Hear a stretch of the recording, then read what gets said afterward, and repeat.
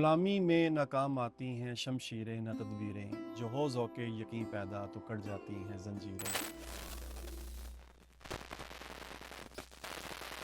आप आजाद हैं, आजाद रहें।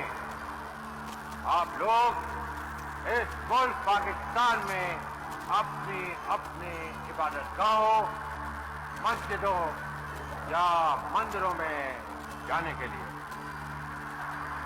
आपका मजहब क्या है, जात क्या है, कौम क्या है, इसका हुकूमत के मामलात से कोई ताल्लुक नहीं।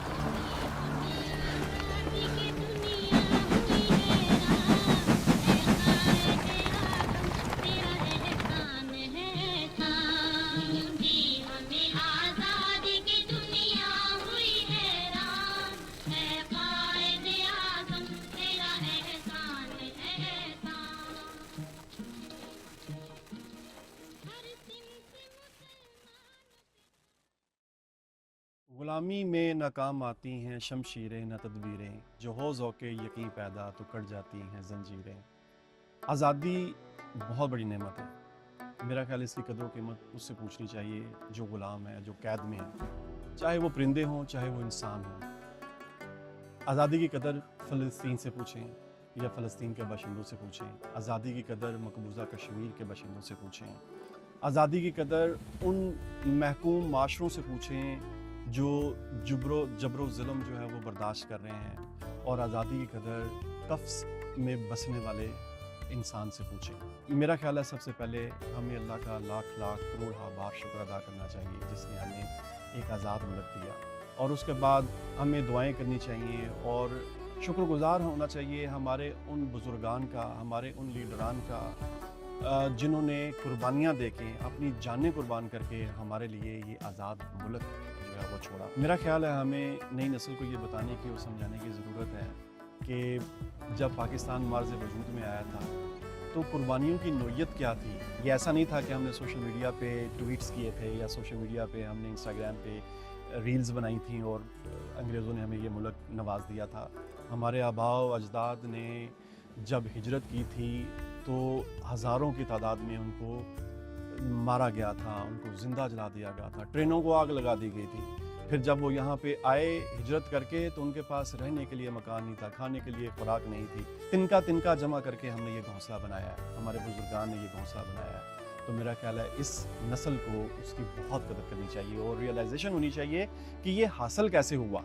और अगर इतनी दिक्कत, इतनी तकलीफ़ और इतनी कुर्बानियों के बाद अगर हमने कोई चीज़ हासिल की है तो उसको मेंटेन करने के लिए, उसको सस्टेन करने के लिए, उसको इंश्योर करने के लिए हमें मज़ीद कितनी कुर्बानियाँ देना पड़ेंगी। तो जिन असूलों की बुनियाद पे ये मुल्क हासिल किया गया था वो 3 असूल थे: ईमान, इत्तेहाद और तंज़ीम। सर्वाइवल के लिए हमें इन तीनों की ज़रूरत है। अगर हम ईमानदार होंगे, अपने रिलीजन को अच्छे तरीके से प्रैक्टिस करेंगे और सारे सूबे, सारी कौमें इत्तेहाद से रहेंगी और मुनज़्ज़म होकर रहेंगी तो मेरा ख्याल हमें कोई तरक्की से रोक नहीं सकता। लेकिन अगर ये चीज़ें वजूद में नहीं होंगी, हकीकत में हमारे पास नहीं, हमारे मुआशरे में नहीं होंगी तो ये हो ही नहीं सकता हम कभी ज़िंदगी में तरक्की कर सकें। और ये हो ही नहीं सकता कभी हम इकबाल के देखे हुए ख्वाब को पाया तकमील तक पहुँचा सकें और कायद के हासिल किए हुए मुल्क को हम 4 चाँद लगा सकें। तो मेरा ख्याल है हमारी रिस्पॉन्सिबिलिटी जो कि हम यंग जनरेशन है वो सबसे पहले ये है कि हम अपने आप को ठीक करें, अपनी एजुकेशन को इम्प्रूव करें, वो स्किल सीखें जो दुनिया में हमें मुमताज़ करें। जब हम इन चीज़ों को अचीव करने के काबिल बनेंगे तभी हम फाइनेंशियली स्ट्रॉन्ग हो सकेंगे। और जो मुल्क, जो कौम फाइनेंशियली स्ट्रॉन्ग होती है, माली लिहाज से मजबूत होती है, उसकी तरफ कोई आंख उठा कर नहीं देख सकता, उसकी आज़ादी के ऊपर कोई कदगन नहीं लगा सकता, उसकी आज़ादी कोई नहीं छीन सकता। क्योंकि छीनी चीज़ें जाती हैं कमज़ोर इंसान से और कमज़ोर वो होता है जो या फिज़िकली कमज़ोर हो या माली तौर पे कमज़ोर हो। तो माली तौर पे मुस्तकम होके हम इस आज़ादी को इंश्योर कर सकते हैं।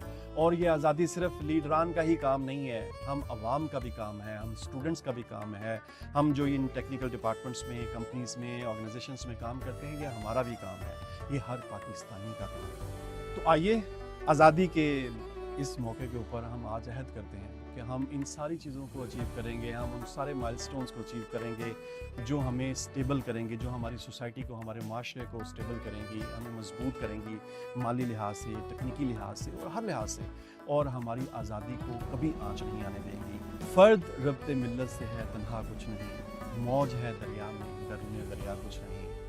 तो मेरा तो मैसेज यही है कि हम सब एक होके इस मुल्क की तरक्की के लिए दिन रात एक कर दें। पाकिस्तान जिंदाबाद।